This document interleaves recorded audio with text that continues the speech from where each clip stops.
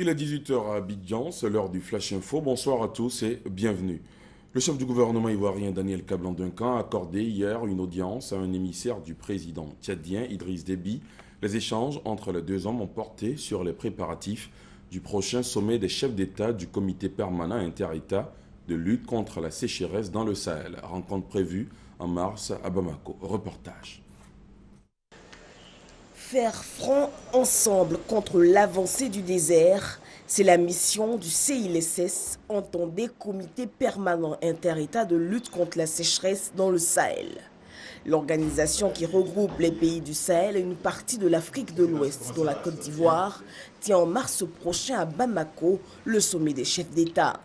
Objectif, trouver des solutions pratiques aux problèmes de sécheresse dans ces régions, surtout pour le secteur de l'agriculture. L'agriculture occupe une place très importante.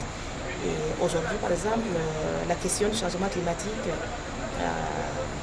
ne fait jamais cesser de parler. La région Afrique a déjà mis en place, aussi c'est à 40 ans. Depuis 40 ans que nous avons commencé la lutte contre la sécheresse dans le Sahel. Et si aujourd'hui on parle du changement climatique, c'est les effets pervers de cette sécheresse-là. Et donc le CILS devient de plus en plus important parce que c'est un cadre d'échange où les pays de la sous-région doivent définir leurs priorités et porter cette voie également au niveau le plus élevé pour que les priorités de la sous-région, qui seront l'ensemble des priorités nationales, puissent être consolidées et être exposées ou prévalues où que ce soit. Le Mali, qui accueille cette édition 2015 du sommet, devrait en prendre d'office la présidence tournante. Vous le savez, hier samedi, le Parti démocratique de Côte d'Ivoire, PDCI-RDA, a tenu son 5e congrès extraordinaire au Parc des Sports de Treichville. Au terme de cette rencontre qui a entériné l'appel de Daoukro pour une candidature unique du président Ouattara à la prochaine présidentielle, une dédicace s'est tenue à la maison du parti à Cocody.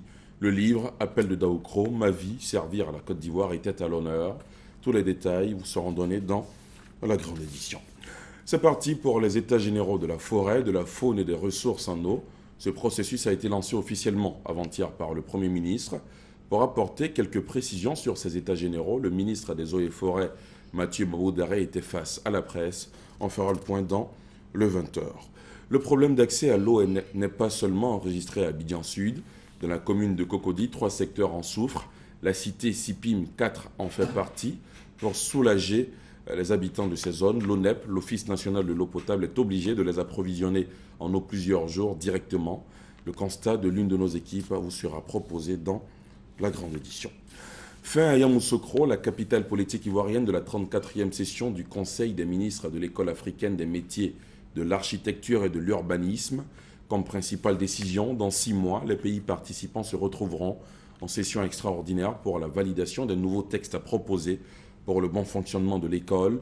D'ici là, quitus a été donné aux dirigeants actuels pour continuer la période intérimaire qui court jusqu'au mois de juillet. Des responsables d'une centaine de banques et établissements financiers, membres du groupement et monétaire ouest-africain GIM-UEMOA, étaient récemment à Abidjan une réunion pour renforcer les capacités de ces cadres et gestionnaires d'institutions bancaires et financières dans le cadre de la mise en application des normes de sécurité bancaire internationale dans le PCI-DSS. À la fin de la formation, les participants ont appelé les gouvernants de l'espace UEMOA à renforcer les dispositifs de lutte contre les modes de paiement électroniques. Regardez. La sécurité liée aux cartes bancaires et d'autres modes de paiement électroniques, une préoccupation pour les responsables d'établissements financiers du monde. Le volume de données piratées se situe entre 300 millions et 1 milliard de dollars en 2014. Le ratio 0,003% dans notre zone. Notre zone n'est pas à l'abri. C'est pour renforcer les capacités des structures financières que le groupement interbancaire monétaire de l'Union économique et monétaire ouest-africaine GIM-UEMOA a organisé cette formation.